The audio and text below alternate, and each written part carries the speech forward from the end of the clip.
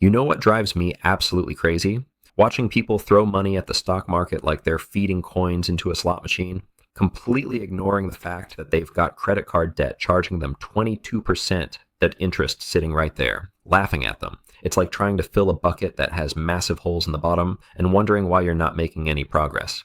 My name is Jock, and I spend way too much time thinking about money, optimal investment strategies, and why most people seem determined to do everything in the wrong order when it comes to building wealth. If you're someone who actually wants to understand the proper sequence for investing your money, instead of just throwing dollars at whatever sounds exciting, make sure to hit that subscribe button and give this video a thumbs up if it ends up saving you from some expensive mistakes. Here's something that might shock you. According to recent data, 1 in 3 Americans doesn't even have an emergency fund. The median amount that Americans have saved for emergencies is a whopping $500. $500. That's less than most people's monthly car payment, and it's actually down from $600 just a year ago. Meanwhile, these same people are asking me whether they should buy individual stocks or invest in cryptocurrency. It's like asking whether you should buy a Ferrari when you don't even have enough money to fix the transmission in your current car. The truth is, there's an optimal order for investing your money that can literally save you tens of thousands of dollars over your lifetime and dramatically accelerate your path to financial independence. But most people completely ignore this sequence because it's not as exciting as picking the next hot stock or trying to time the market. They want to skip straight to the fun stuff without doing the boring foundational work that actually matters.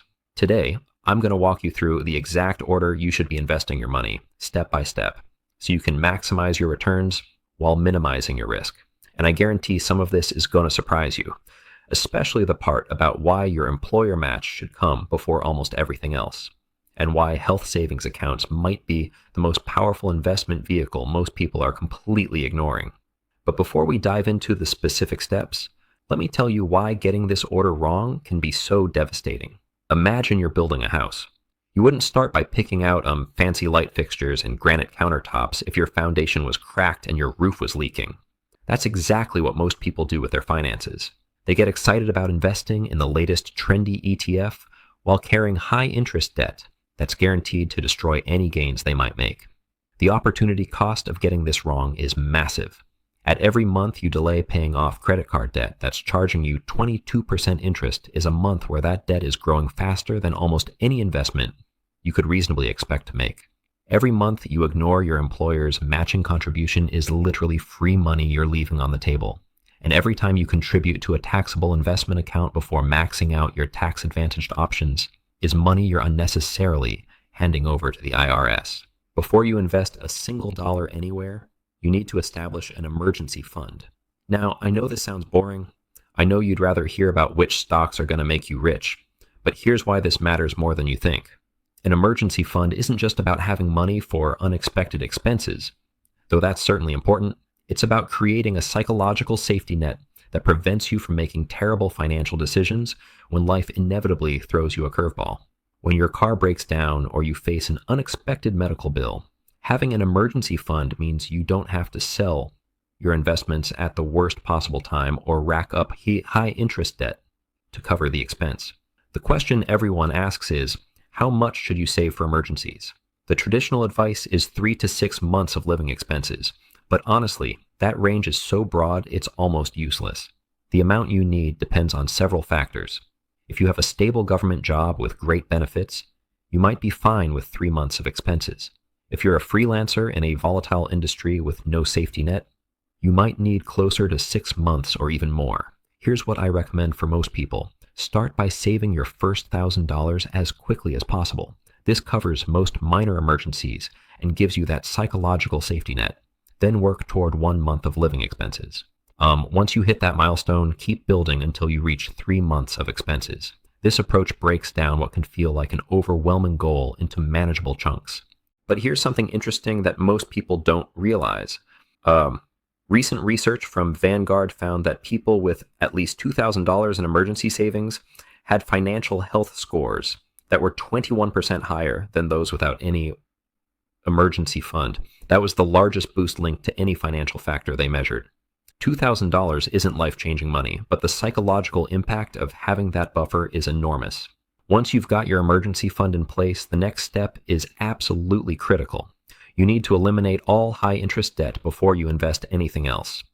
And when I say high-interest debt, I'm talking about anything charging you more than about 8% annually, though the threshold can vary depending on current market conditions. Credit card debt is the obvious villain here. With average interest rates over 22%, credit card debt is financial cancer.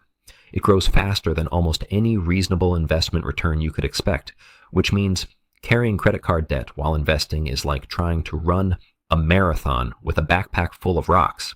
Mathematically, paying off debt with a guaranteed high interest rate provides a guaranteed return equal to that interest rate, which is often higher than what you can reasonably expect from the stock market after taxes.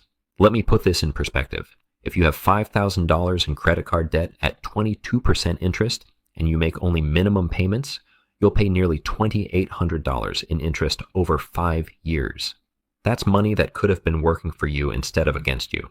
Every dollar you use to pay down that debt is essentially earning you a guaranteed 22% return, which is better than Warren Buffett's long-term average. The strategy for paying off debt efficiently is straightforward. List all your debts with their interest rates and minimum payments. Pay the minimums on everything. Throw every extra dollar at the debt with the highest interest rate. This is called the debt avalanche method, and it saves you the most money mathematically. Some people prefer the debt snowball method, where you pay off the smallest balances first for psychological motivation, but the avalanche method is more efficient. Here's where it gets interesting though. There's one major exception to the rule about paying off debt before investing, but it's so important that it actually becomes the next step in our optimal investment order. If your employer offers matching contributions to your retirement plan, you should contribute enough to get the full match even before you finish paying off high interest debt. This might seem counterintuitive, but the math is compelling. Employer matching is essentially a guaranteed 100% return on your investment up to the match limit. Even if you're carrying credit card debt at 22%, getting a 100% immediate return usually makes sense. It's like finding money lying on the ground that your employer will double if you pick it up. Here's a typical example. Your employer might match 50 cents on the dollar, up to 6% of your salary. If you earn $50,000 annually, contributing $3,000 to get the full $15 match represents a 50% immediate return, plus whatever your investments earn over time. No other investment opportunity can guarantee that kind of return. The key is to contribute just enough to get the full match, then redirect all your extra money back to paying off high interest debt. Once the debt is gone, you can increase your retirement contributions. This strategy maximizes your guaranteed returns while minimizing the time you're paying high interest rates. There's one important caveat to consider. With employer matching, though, some companies have vesting schedules that determine how long you need to stay with the company to keep the matching funds. If you don't plan to stay at your current job for very long, make sure you understand the vesting schedule. However, even with vesting requirements, the immediate return from employer matching usually makes it worthwhile. This foundation of an emergency fund, debt elimination, and employer matching creates the bedrock of your financial house. Without these pieces in place, everything else you do with investing is essentially building on quicksand. Once you've got those foundational pieces locked down, we move into what I call the tax optimization zone, and this is where things get really interesting.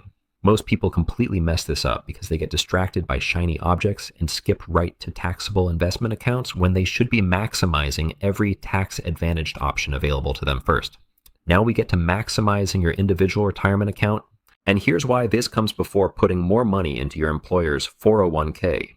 Your IRA gives you far more control over your investment choices, and typically comes with much lower fees than most employer plans. Corporate 401k plans are notorious for offering a limited menu of expensive mutual funds with management fees that can eat into your returns like termites in a wooden house, you know?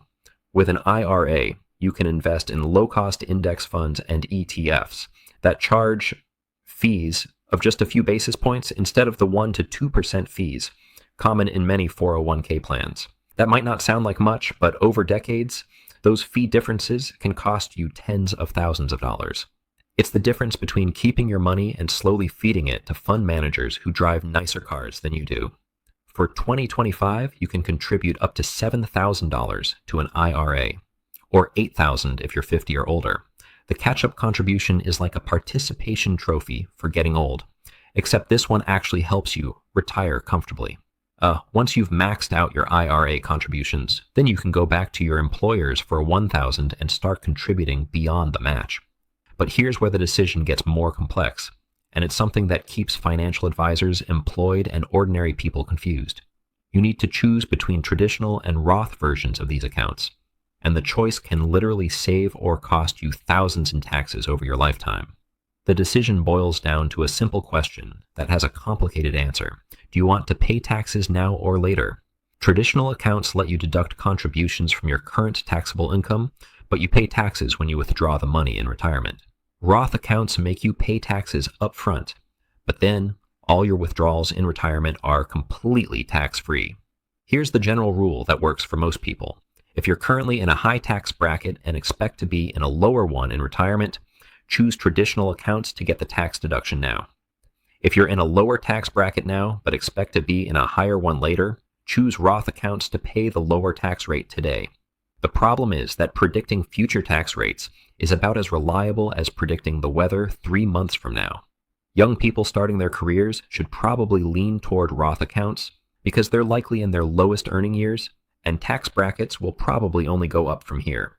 High earners who are hitting their peak income years, might benefit more from traditional accounts to reduce their current tax burden. But honestly, if you're not sure, splitting your contributions between both types creates tax diversification and gives you options in retirement. If you happen to have access to a health savings account, this is where things get really exciting, because HSAs might be the most underutilized investment vehicle in America. Think of it as the Swiss Army knife of tax-advantaged accounts, offering not one, not two, but 3 different tax benefits that make them absolutely incredible for the right people. You get a tax deduction for contributions just like a traditional IRA. Your money grows tax-free while invested just like any retirement account. And here's the kicker that makes HSA special. Withdrawals for qualified medical expenses are completely tax-free, even in retirement. For 2025, you can contribute up to $4,300 to an HSA if you have individual coverage, or up to $8,550 for family coverage. The catch is that you need to have a high deductible health plan to be eligible, which isn't right for everyone. If you're young, healthy, and don't have significant medical expenses, an HSA can be one of the most powerful retirement accounts available. Here's the strategy that makes HSAs incredibly powerful. Pay for your current medical expenses out of pocket if you can afford to, and let your HSA money stay invested in the market. Keep all your medical receipts because there's no time limit on when you can reimburse yourself for qualified expenses. You could pay for a doctor visit today, keep the receipt, and reimburse yourself from your HSA 20 years from now, tax-free. After age 65, HSAs become even more flexible. You can withdraw money for any purpose, not just medical expenses, though you'll pay income tax on non-medical withdrawals, just like a traditional IRA. But medical expenses in retirement are essentially guaranteed. So having a pile of tax-free money specifically for healthcare costs is like having a secret weapon against one of retirement's biggest financial risks. The math on HSAs can be absolutely stunning. If you max out HSA contributions for 30 years and achieve a 7% annual return, you could have over $400,000 in completely tax-free money available for medical expenses. Given that the average couple retiring today will spend over $300,000 on healthcare throughout retirement, an HSA can essentially make those costs disappear from your retirement budget. Once you've maximized your HSA contributions, you go back and max out your 401k contributions beyond the employer match. The 2025 contribution limit is $23,500 for most people, or $31,000 if you're 50 or older. At this point, you're really cooking with gas from a tax perspective. Between your IRA, HSA, and 401k, you could potentially shelter over $35,000 annually from current taxation if you're under 50, or even more if you're eligible for catch-up contributions. That's serious money that gets to compound without the IRS taking their cut every year. Here's something that might surprise you about this whole process. Most people never get past this point.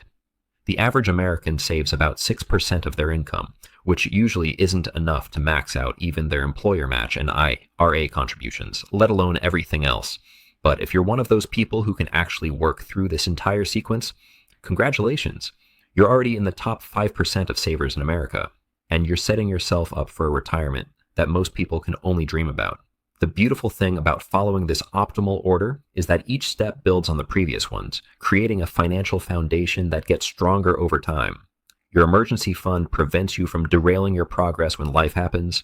Eliminating high-interest debt stops you from bleeding money to interest payments. Maximizing employer matching gives you guaranteed returns. Tax-advantaged accounts are all about protecting, let more of your money compound without government interference. But we're not done yet. Once you've worked through all these tax-advantaged options, that's when we finally get to the step that most people want to start with: taxable investment accounts. Taxable investment accounts are the Wild West of investing, where you can buy individual stocks, trade options, speculate on cryptocurrency, or just invest in good old index funds without any contribution limits or withdrawal restrictions. It's also where most people make their biggest mistakes, because they think having access to every investment under the sun automatically makes them smarter. Here's the thing about taxable accounts that drives me nuts. People get so excited about the flexibility and unlimited contributions that they completely forget about the tax drag. Every dividend payment gets taxed. Every time you sell an investment for a gain, the IRS wants their cut. It's like running a race while someone keeps throwing sand in your shoes. You can still finish, but it's going to be a lot harder than it needs to be. The tax efficiency of keeping money in retirement accounts versus taxable accounts can be absolutely staggering over time. Let's say you invest $10,000 annually for 30 years in a tax-advantaged account earning 7%. You end up with about $944,000. In a taxable account with the same return but paying taxes on dividends and capital gains along the way, you might end up with closer to $700,000. That's nearly $250,000 difference just from tax drag. But here's where taxable accounts become valuable once you've maximized everything else. They offer complete flexibility. Need money for a house down payment in 5 years? No problem. Want to retire early before you can access your retirement accounts? Taxable accounts give you the bridge funding you need. Planning to leave money to your kids? Taxable accounts get a step up in basis when you die, which can eliminate capital gains taxes entirely. So there you have it, the optimal order for investing your money that most people completely ignore. Emergency fund, high interest debt, employer match, IRA, HSA, max out that 401k, then finally, taxable accounts. Follow this sequence and you'll be building wealth while everyone else is still trying to pick the next Tesla. Your future self will thank you for doing the boring stuff first.